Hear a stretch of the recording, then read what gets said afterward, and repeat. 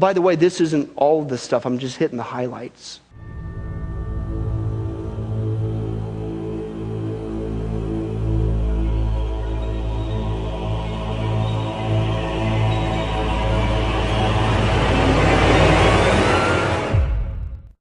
I mean, my parents, because of all the why questions I would ask, finally went out and said, here, and they bought me an encyclopedia and said, look, the answers are in there. Go look for them. Go find them yourself.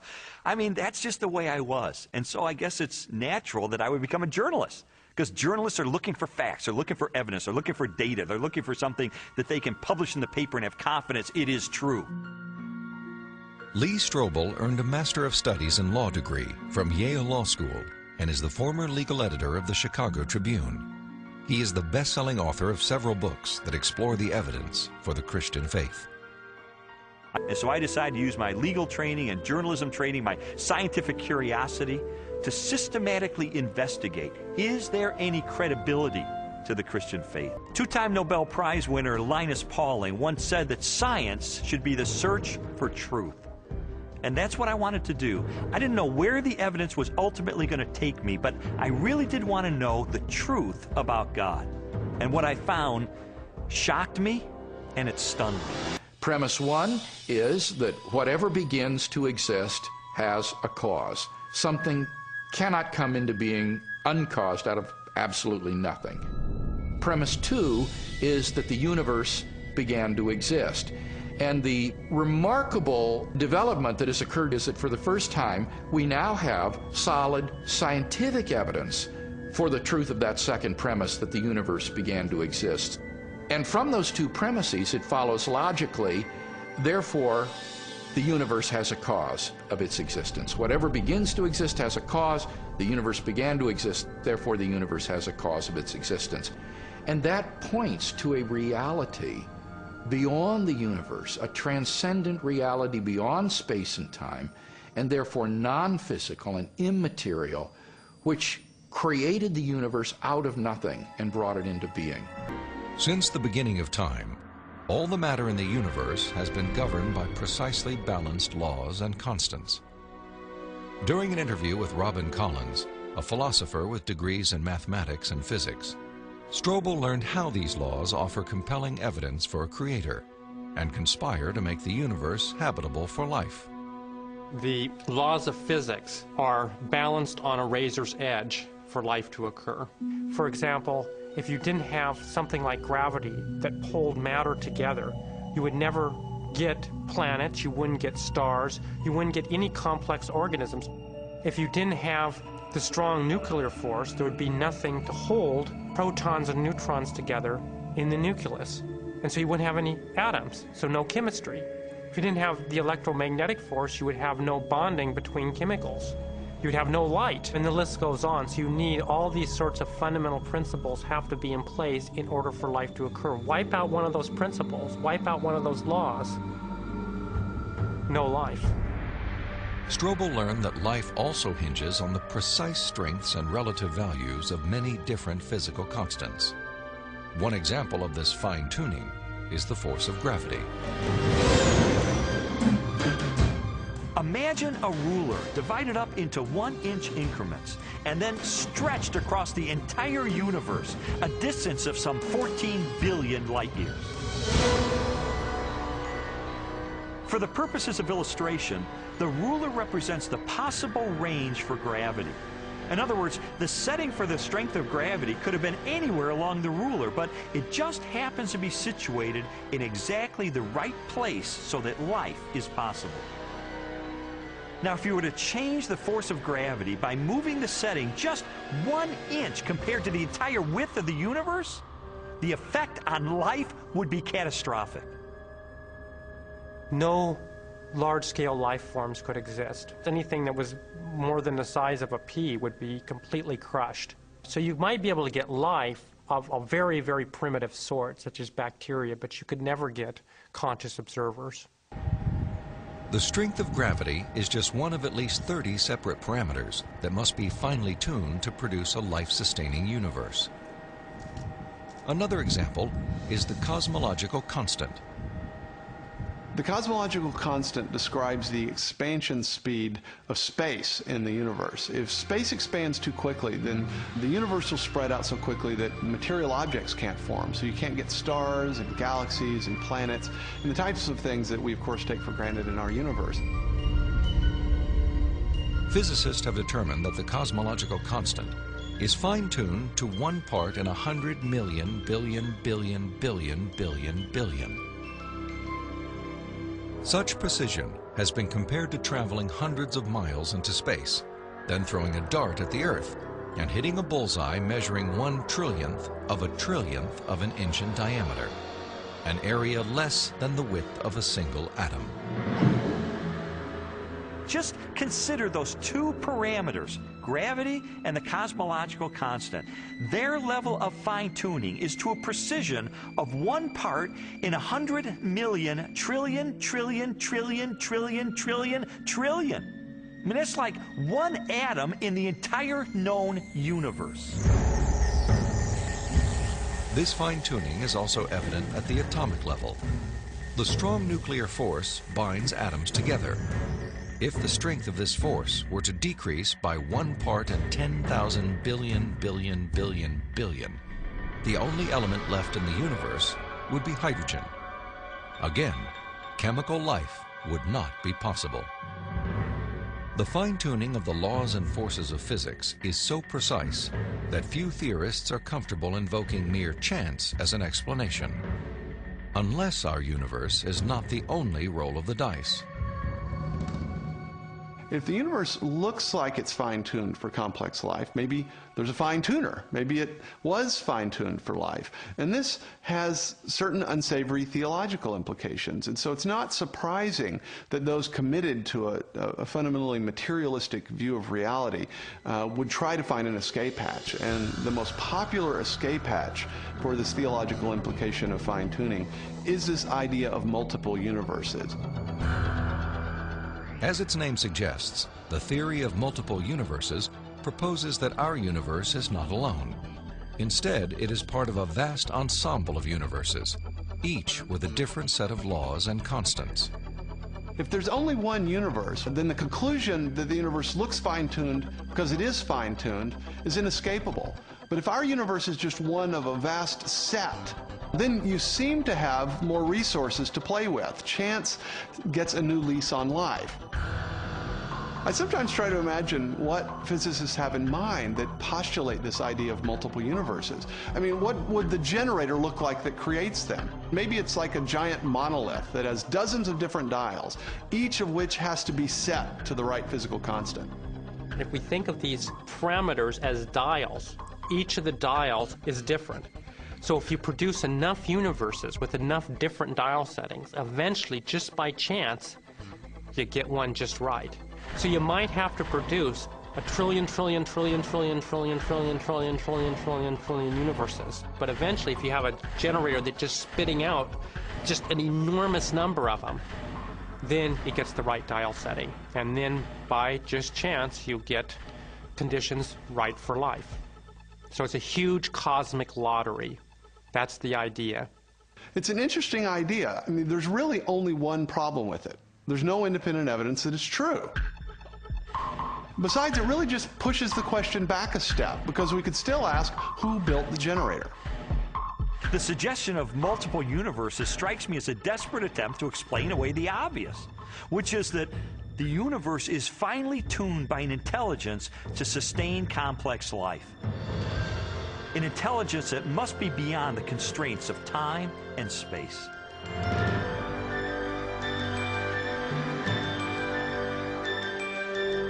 Strobel's journey through a universe finely tuned for life inevitably led him home, to the blue jewel of our solar system, the planet Earth. There he encountered another array of critically balanced conditions essential to human existence. When I was an atheist, I saw planet Earth as being one of probably billions of planets just like it all over the universe. I saw our sun as being an average, undistinguished type of a sun.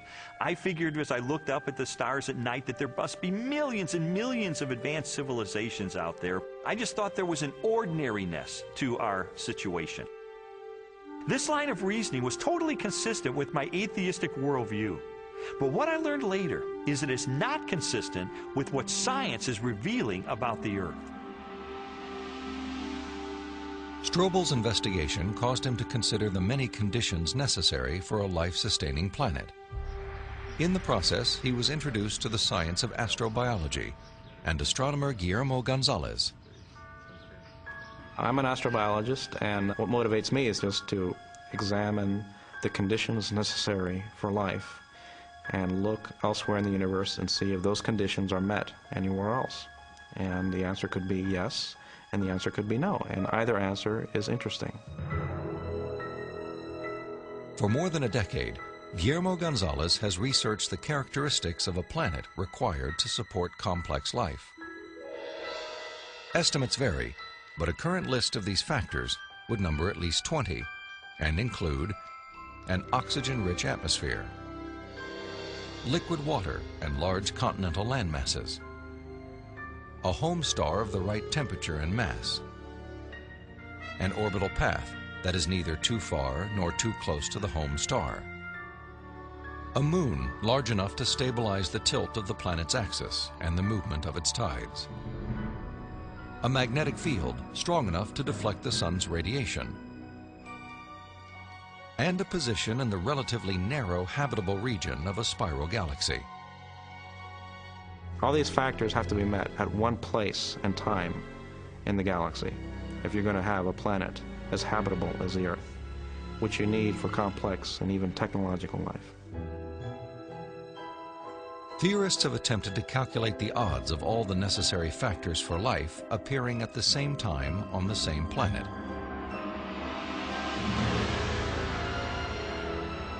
A conservative estimate is 1 chance in 10 to the negative 15th, or 1/1000th of 1 trillionth.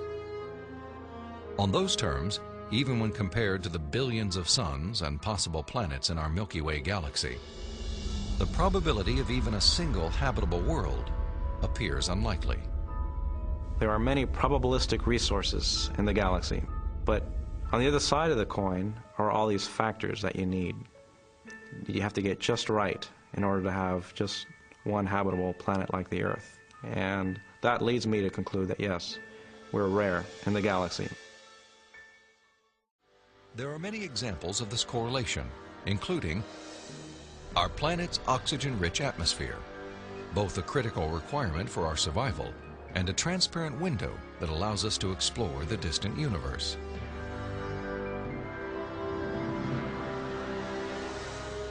The Earth's precise distance from the Sun and the size of its moon and home star. These factors not only control our planet's temperature, axial tilt, and the movement of its tides, they also ensure perfect solar eclipses, phenomena that have provided scientists with invaluable data about the composition of stars and the properties of light. And our location in the Milky Way. The Earth is positioned between 2 spiral arms within a relatively small region where life is possible. As a result, we enjoy an excellent platform for clear, unimpeded views of our galaxy and the rest of the cosmos. I think God intentionally created a habitat for us that allows us to see Him through the creation that He has left behind. And this habitat is conducive for us to do scientific research. It didn't have to be that way, but it is. Why? Because I believe that by doing science, we find God.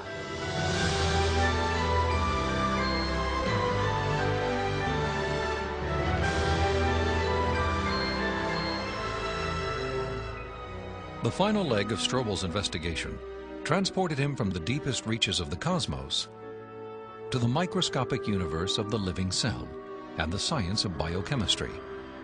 There he encountered more challenges to Darwinian evolution and new evidence of design.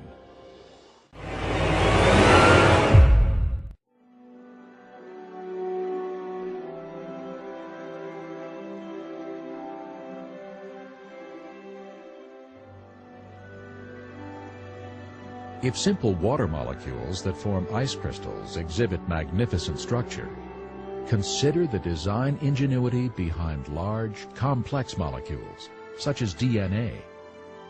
DNA contains the blueprint for all life and is by far the densest information storage mechanism known in the universe.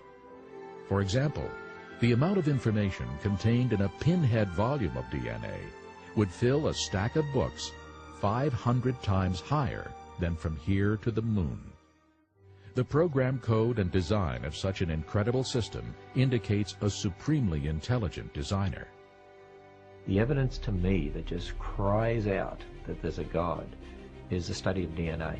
DNA is a very powerful, massive information storage system. In fact, DNA that makes up our genes actually is like books of information that's read by a language system. It's absolutely phenomenal. And scientists know today that languages, a code, only come from an intelligence, and information only comes from information. Nobody's ever seen matter by itself give rise to a code. Nobody's ever seen matter by itself give rise to information. And as you look at DNA, it actually cries out, in the beginning, God created the universe. We all begin as a single cell the size of a period at the end of a sentence. How does that cell know how to build a body with 100 trillion cells in it, thousands of different kinds, and each one of them is so complex, nanochemical machinery beyond our comprehension how it works, and encoded is the instruction manual. It's the manufacturer's manual how to build and operate every part of this incredible body made up of 100 trillion cells. Furthermore, DNA is a three-dimensional molecule that is self-replicating. Each molecule is able to make an identical copy quickly and efficiently.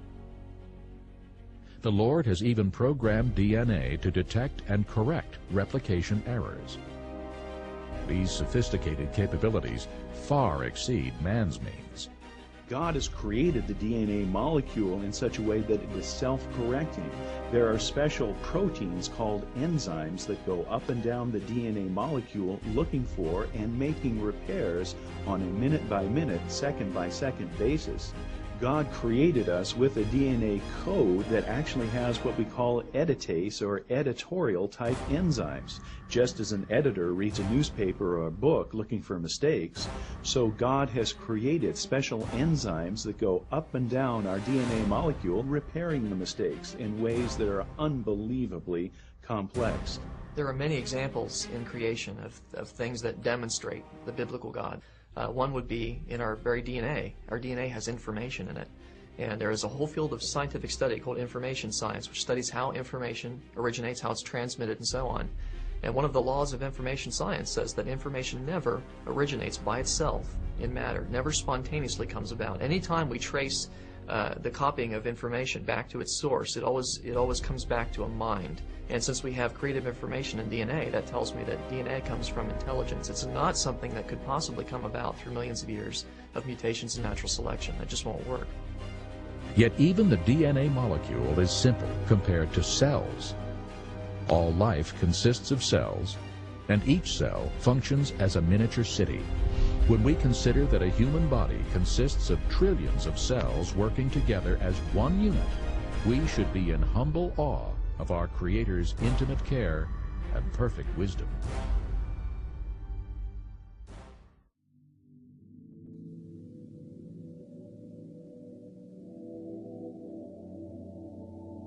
Folks, I don't know about you, but I'd say based on the evidence, what I find absolutely amazing is I would say, maybe it's just me, but the evolutionists are being just a little bit biased with the information here. How about you? And not only that, folks, I would say with all confidence, they are being downright belligerent as well. And you and I, the Christians, are the one with the closed mind? I don't think so. I mean, gee whiz, folks, correct me if I'm wrong, but I would say it appears to me somebody really is trying to hide the truth about God's existence through His creation or something. You know what I'm saying? But get this, folks, that's exactly what God said they would do nearly 2,000 years ago. God predicted this. Open your Bibles to Romans chapter 1. Romans chapter 1, God said, folks, this is coming down the pike. And specifically, we're going to see He's not very pleased with it. Might want to turn around, folks. This is what he said, Romans chapter 1. Now, I know you guys are intelligent. We're starting intelligent design, but the book of Romans was written too. Romans, you guys are on the ball. Romans chapter 1. We're going to read verses 18 through 23. That's right, folks. And notice the context of the passage is not God's love for mankind. He does love people. He loved them so much, as we're going to celebrate next week, the resurrection of Jesus Christ. He sent His Son to die on the cross. But God is right here, it's His wrath is being poured out on mankind. That's the context. But the issue is, why is God going to pour out His wrath on mankind? What's the cause of it? That's what we're going to see in our text here. Verse 18 says this, the wrath of God is being revealed from heaven against all the godlessness and wickedness of men who what? Suppress the truth by their wickedness. Since what may be known about God is plain to them, because God has made it plain to them. How? For since the what? Creation of the world, God's invisible qualities, His eternal power and divine nature have been clearly seen, being understood from what has been made, so that men are without excuse. You're not going to stand before God, I didn't know there was a God. You should be able to walk out your door, look at a tree, to a flea, to a bee, and go, oh my goodness, there's a God. Okay? That's why he says you're without excuse. He's given us evidence. He says, but here's the problem. For although they knew God, they knew better, they know that. They neither glorified Him as God nor gave thanks to Him, but their foolish thinking became futile, and their foolish hearts were darkened. Although they claimed to be wise, they became what? Fools. Why? Because you had the audacity to exchange the glory of the immortal God for images made to look like mortal man and birds and animals and reptiles. We didn't come from gods. We came from what? The birds, the animals, and the reptiles. There are new gods, as we can see. Now, folks, according to our text, I only find it interesting. Have you stopped to think about it? How the Bible not only predicted the behavior of the evolutionists that we see today, but as we saw in the text, that those who are actually doing this, suppressing the truth about God's creation, His existence, what are they actually doing when they do that? The Bible says that those who suppress this truth are actually storing up the wrath of God. And how many guys would say that's probably not a very good thing to do? I mean, if you're going to get a hobby on Saturday afternoon, don't do that one, right? Okay, so here's the point. In order to help these people out, from stop storing up God's wrath and instead receive His grace through Jesus Christ, I think we better beef up our witness a little bit. How about you?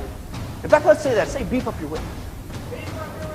Just say beef. That sounds better. Yeah, hey, right on. You guys know that. Okay, so in order to help these people out, to become the most effective witnesses we can for Jesus Christ, we're going to begin a new series, that's right, called The Witness of Creation. It's going to be fun, folks. And what we're going to do is look at the 5 different evidence of God's creation that He has left behind for us. Here's the point, not just to know that God is real. Oh, it's this, people, that we really can have a personal, intimate relationship with the Creator of the universe. And folks, it's pretty simple. The first evidence that God's left behind for you and I is the evidence of an intelligent creation. It wasn't by chance.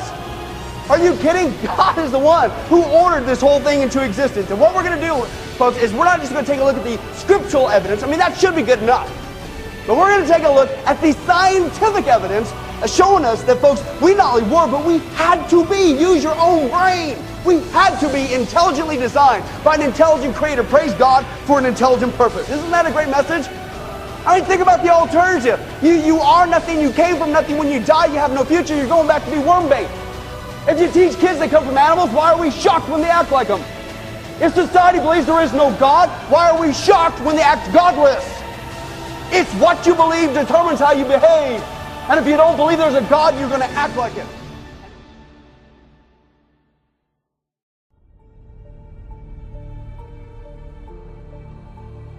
Let's take a look at the logic of Mount Rushmore. Let's apply some questions to the formation of the world's largest rock group. That's right, Mount Rushmore. Okay? And ask these people these common logical questions about that simple formation. Do you believe, evolutionists, that there is any way that these faces of Washington, Jefferson, Theodore Roosevelt, and Lincoln could have appeared on this rock by chance? Okay? Do you think that the wind did that? Maybe erosion did it. Do you think? How about exfoliation? How about the thermal expansion of rock? Okay? Is that what created those faces? If you asked them what caused the faces to appear on Mount Rushmore, they would obviously say they were what? They're designed by somebody, and of course they're right. It was by an artist named Gutzon Borglum. Okay? He had a rough time in kindergarten. Can you imagine what that name is? Wow. But anyway, Chrome theory. Anyway, but then ask him this question, okay? So I'm thinking about it. Do you believe the men represented here happened by chance? If they believe in evolution, they got to say yes, right? But then you ask him, no, wait a second. You don't think that their face could appear on rock by chance. But you think their whole complex anatomy with 50 trillion cells could happen by chance? Who's checking in who's right at the door? But then ask him, well, how many years would it take for those faces to appear on the side of the mountain purely by chance? How about 1,000,000 years? I'll give you 1,000,000,000 years. How about 100 trillion years? Could these figures eventually form on the side of that mountain purely by chance, the faces? Well, of course, they would say it's impossible no matter how much time you give it, right? That's the logical response. But then ask him, isn't that though how you say we got here? After billions of years of chance, and we're even more incredibly complex than just the faces on a rock, Mount Rushmore? Folks, the logical conclusion is that just as the faces on Mount Rushmore had to be designed, how much more then should the human body be designed? Okay? Who's checking in, who's right at the door? And speaking of rockheads, folks, while evolutionists will refrain from saying that the faces carved on Mount Rushmore happened by chance, get this, folks, they really do believe that we all came from a rock. Don't believe me? Check out this video clip. I was asked me to speak at this college in Boston one time. This preacher called all the colleges and universities around Boston. I got my charts out and I said, now folks, I believe the Bible. Nobody cheered. I said, I believe about 6,000 years ago God made everything. The world's not millions of years old. And 2,000 years ago Jesus came, and I gave them the basic Bible story, okay? Then I told them what they believe. Because most of them don't know what they believe. You have to tell them. You guys believe 20 billion years ago there was a big bang where nothing exploded and produced everything. 4.6 billion years ago the earth cooled down, made a hard rocky crust. It rained on the rocks for millions of years, turned them into soup, and the soup came alive 3 billion years ago. And this early life form found somebody to marry. Boy, now that's a good trick. And something to eat, of course, and slowly evolved into everything we see today. One professor was getting kind of upset about this time. I seem to do that to them. He said, Mr. Hovind, there are hundreds of varieties of dogs in the world. I said, yes, sir, you're right about that. He said, you mean to tell me that you believe all these dogs came from 2 dogs off of Noah's Ark? You expect me to believe that? Ha, ha, ha. I said, sir, would you look at what you're teaching your students? You're teaching your students that all the dogs in the world came from a rock.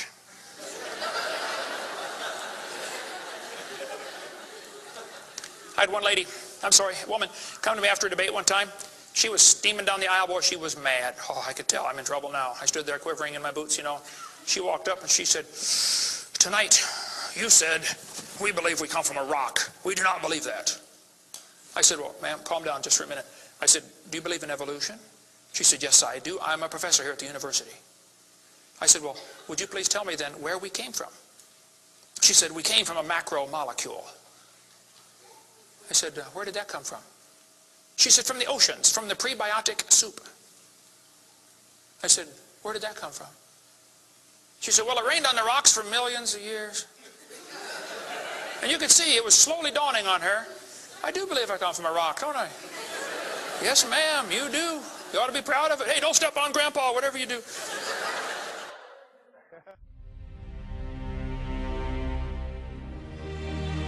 This is absolutely amazing. Folks, we're going to take a look at some interesting facts of our bodies. And you tell me with your own brain, which, by the way, is on your body. How many guys can agree?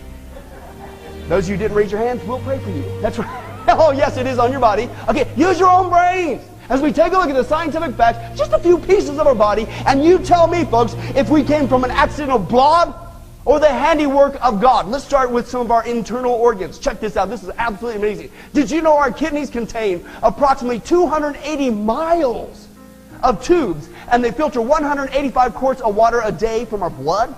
Did you guys know the heart pumps 5,000 gallons of blood a day? It beats approximately 100,800 times a day, or 2,500,000,000 times in the average lifetime?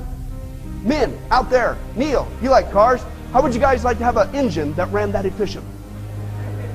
Do engines happen from an explosion in a junkyard? Somebody what?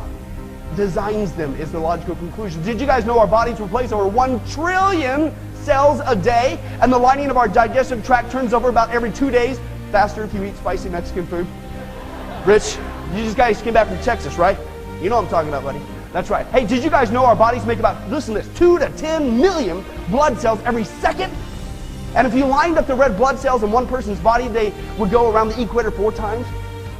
What? Hey, did you guys know, here's the logical question, how in the world did any of these internal organs evolve? What good is a half a heart? What good is a half of a lung? Do you hold your breath for 1,000,000 years waiting for the rest to evolve? Stop and think about it. Use your own brains, folks. But not only that, at what stage of development could a person survive unless all your internal organs are all there on the scene, fully functioning at the same time?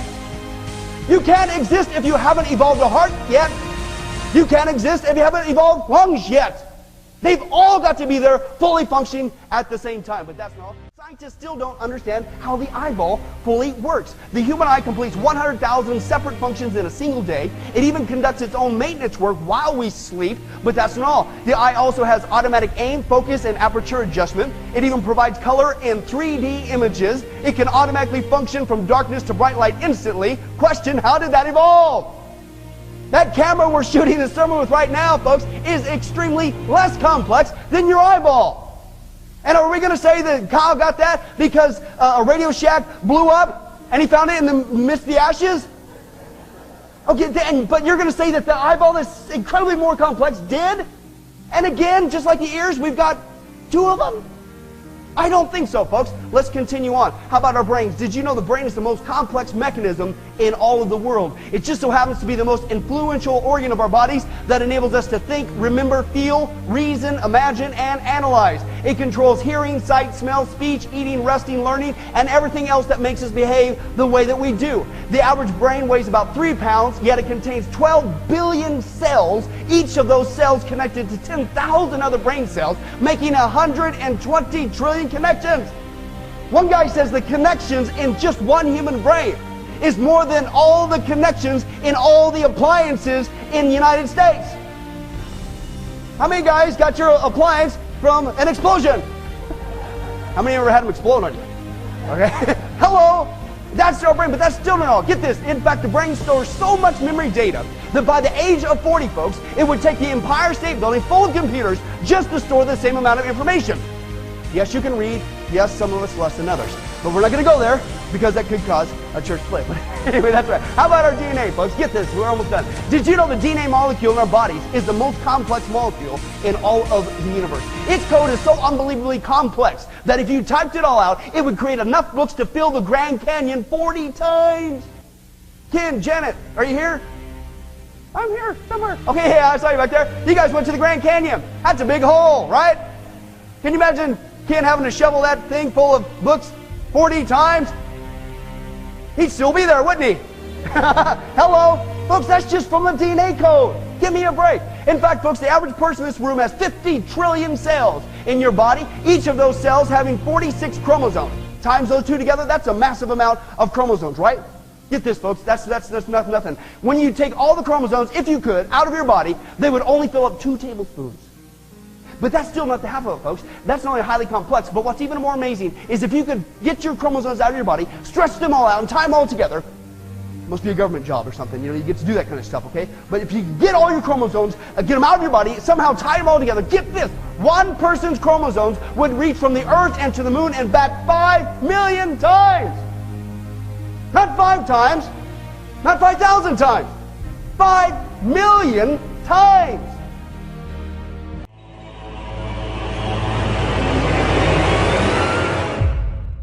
The scientific evidence, using your own brain this morning, it shows that, folks, it not only was, but it had to be intelligently designed by an intelligent creator, right? Why? Because any intelligent person knows once you see design in something, it implies what? A designer. And how many guys would say that that is God? I don't care what they say, they can call me a counterfeit or a snake. I may make the same mistakes, but I refuse to live another day the same. I'm walking away to a sunny place, but that doesn't mean it will never rain. Evidence and facts are all I have, I'm never brainwashing. But when the evidence is presented, they're never listening or watching. No wonder they learn nothing. Words get digested, it's far from depressing. Check the lesson in the message. I'm developing intelligence and moving on to better things, exposing your faulty notions with the potent evidence, exposing the lies of Darwin with the light of Christ. Man, I'm laughing at these guys that think my faith is blind. I ain't coin flipping, I'm investigating like a guy from CSI, studying a homicide, examining the murder victim. Our reasons for breathing are different, my purpose is vivid. It's evident the evidence suggests intelligence. I'm severing connections, empirical evidence plus forensics I'm presenting. The evidence is far from compelling, it's overwhelming that life was designed by higher intelligence. I'm remembering, dissecting these messages, digesting what's relevant. Evolution is heroin, stop injecting. I'm trying to stop your flesh from melting. Is it evidence, evaluation or indoctrination?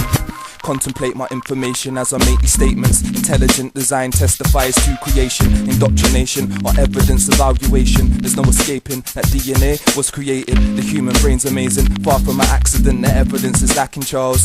Nothing but assumptions. Irreducible complexity suggests a function, and we both know something never comes from nothing. Cause he declares the end from the beginning. Prophecies intended for atheists who deny his creation. Within his blueprints is the evidence of his excellence, but atheists refuse to do some investigating. It's understandable that animals are capable of changing, but there's limits to that variation. I never asked for arguments, I wanted conversations.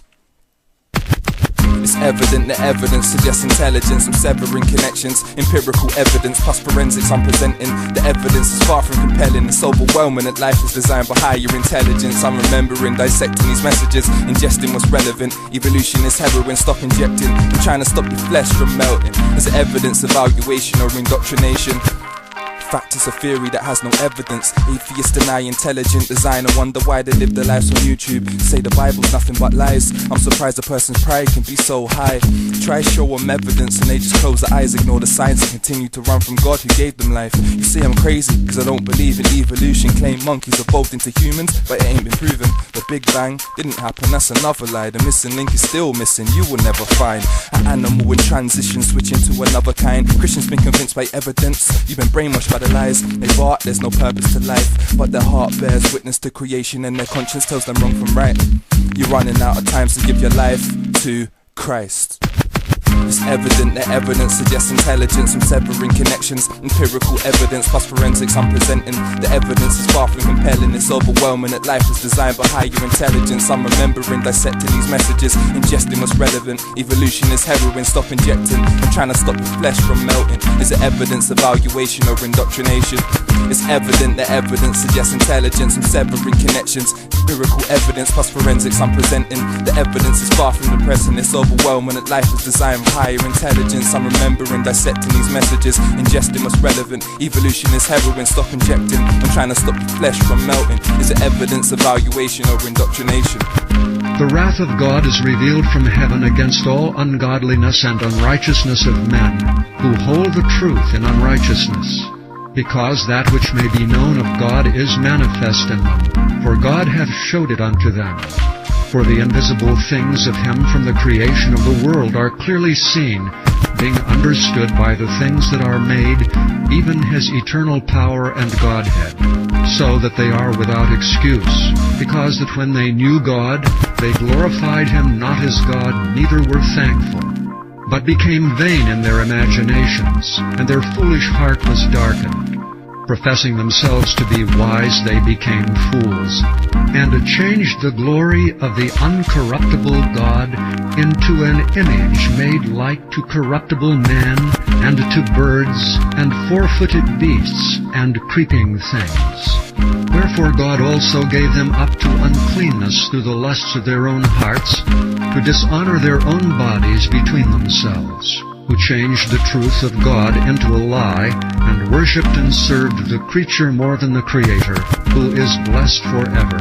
Amen. For this cause God gave them up into vile affections, for even their women did change the natural use into that which is against nature. And likewise also the men, leaving the natural use of the women, burned in their lust one toward another, men with men working that which is unseemly, and receiving in themselves that recompense of their error which was meet.